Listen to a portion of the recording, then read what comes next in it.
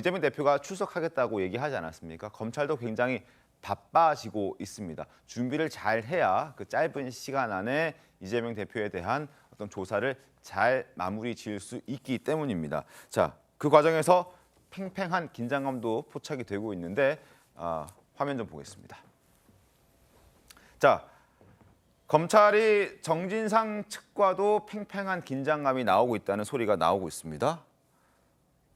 일단 이재명 대표를 부르기 전에 정진상 실장과 여러 사람들의 조사를 미리 사전에 해두겠다는 그런 계획인 것 같은데 일단 검찰은 17일 조사를 진행하고 싶다. 정진상 실장 측은 설 명절 이후에 했으면 좋겠다.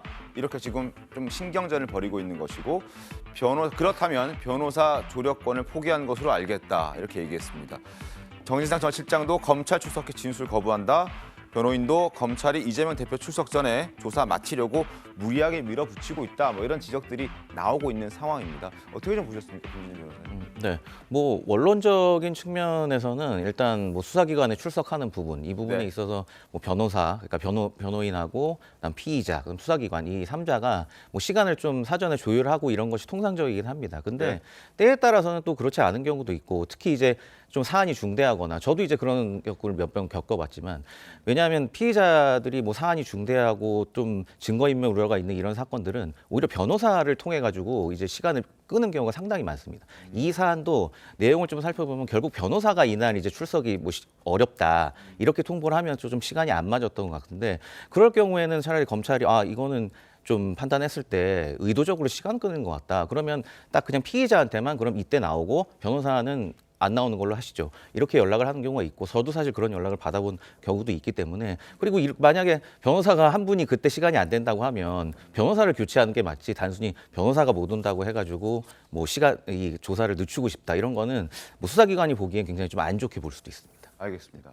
자, 정진상 전 실장 검찰 조사 받는 가운데 입장이 조금 바뀌고 있다고 하는군요.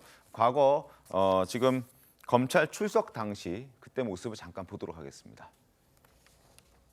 현 검찰 정권의 수사는 증자살인, 3인 성호입니다.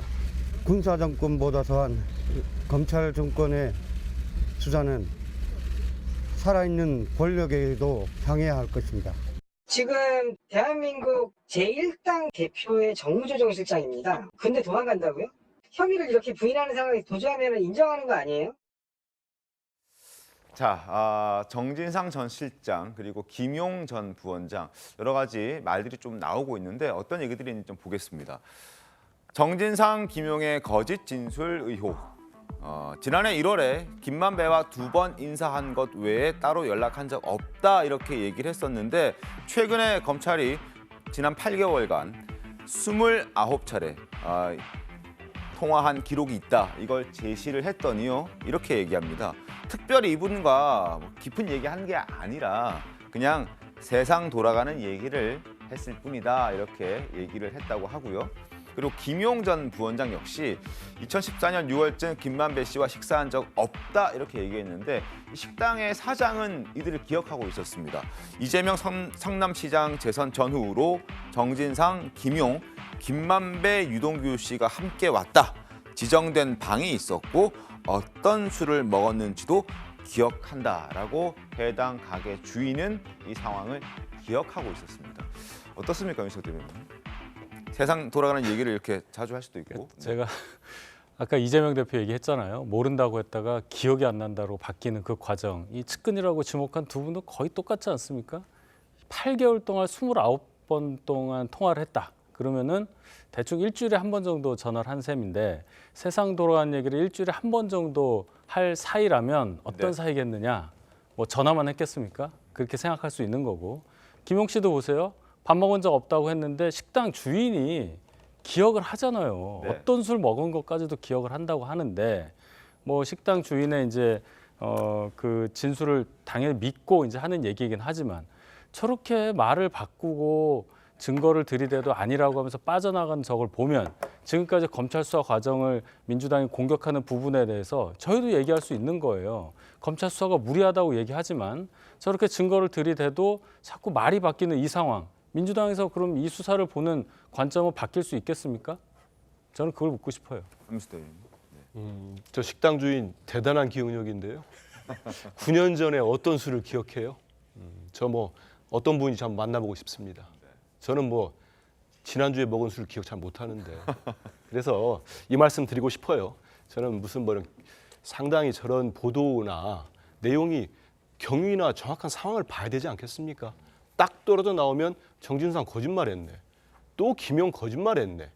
이렇게 오해를 사거나 근데 저는 정확히 좀 살펴봐야 된다고 봅니다. 예단하지 말고. 저 역시 예단하지 않고 살펴볼 생각입니다. 나중에 네. 다 나오면은. 근데 이걸 한번 보시죠. 상당히 저런 격가지 보도들이 검찰발로 나오는 이유는 뭐겠습니까?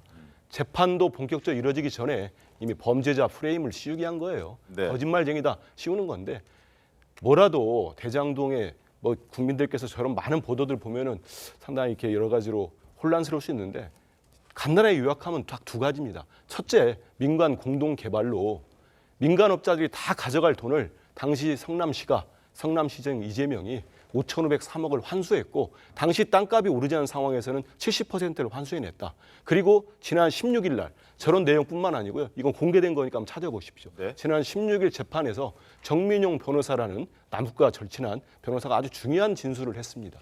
저도 보도를 봤는데 이른바 이재명 지사를 검찰이 엮으려고 하는 배임이라는 게 있지 않습니까? 네. 이게 완전히 깨질 수 있는 진술을 했더라고요. 정민용 씨가, 변호사가. 뭐냐?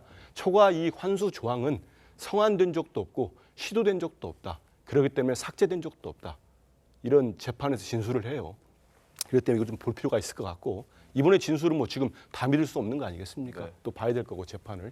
두 번째는 이른바 천화동인 1호 428억 저런 보도들이 나오는 게 다 그런 거거든요. 절친했기 때문에 이재명 측에 돈을 약정한 거 아니냐. 아니 주진 않았지만 약정한 거야. 근데 이른바 정영학 녹취록이 1,300페이지가 다 공개됐습니다. 국민 여러분 다 볼 수 있어요. 우리 시청자 다 볼 수 있습니다. 보시면 그 1,300페이지 중에 천화동인 1호와 관련해서 경진상과 김용은 단 한 번도 나오지 않습니다. 그 사람들이 이 녹취의 목적은 뭐였냐면 지분 배분을 놓고 남욱과 김만배가 싸움을 하는 거예요. 그게 핵심입니다. 그러면 이게 나와야 되지 않겠습니까? 근데 거기에 나오는 건 천화동인 1호는 유동규 내 거야. 비밀을 지켜. 2층에는 모르게 하자. 성남시장실.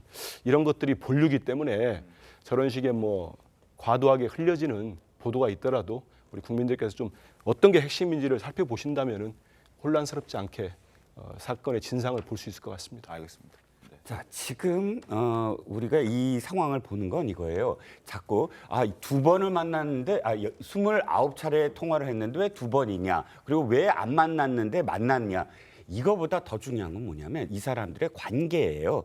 정진상과 김만배가 일주일에 한 번씩 통화하는 관계가 어떤 관계라는 거예요. 정진상은 어떤 사람이죠? 당시에 대장동을 최종적으로 사인한 사람입니다. 그러니까 모든 사인의 결제 서류에 정진상이 직접 사인을 해요. 물론 그 위에 시장 사인도 있습니다. 그러면 모든 총 책임을 뭐 시장 이외에는 정진상 정책보좌관인가 당시에 비서관 이름으로 다 총 책임을 졌던 사람입니다. 그 졌던 사람이 지금 몇 천억 원의 초과 이익을 그렇게 받은 김만배와 일주일에 한 번씩 최근에 혐의가 있는 서로 혐의가 계속 이야기되는 과정에 일주일에 한 번씩 통화했다. 적절한 지금 통화입니까? 이게 이 관계가 대단히 부적절하다는 것이고요. 자, 술자리 보죠. 이 사람은 외상까지 했다는 거예요. 그래서 계속 그 술자리를 계속 가졌다. 그런데 단순히 이게 기억일까요? 이 네 사람 중에 한 사람은 계산을 했을 겁니다. 당연히 계산을 했고 당연히 9년 전이라도 서류 다 있습니다. 그것이 없는데 주인이 이 사람들을 기억한다. 그것만 있을까요? 아닙니다. 이게 바로 지금 유동규 씨가 얘기하는 흔적, 자취는 없어지지 않는다는 뜻이에요. 이 네 사람의 술자리도 보시죠. 9년 전에 적절한 자리입니까? 한 사람은 정책 비서관이고 한 사람은 시의원이고 한 사람은 그 대장동의 민간 사업자의 총책임이고 유동규는 성남도시개발공사 본부장이에요. 이 네 사람이 모여서 술자리를 가졌다? 이게 기억이 남고 안 남고가 아니라 이 자리가 계속 수차례 이어졌다라고 한다면 이건 지금 어떻게 봐야 됩니까? 이건 부적절한 자리를 계속 하고 부적절한 통화를 계속 한 사이였다는 걸 지금 밝혀내는 거예요. 알겠습니다. 뭐 검찰 상황 좀 지켜보겠습니다.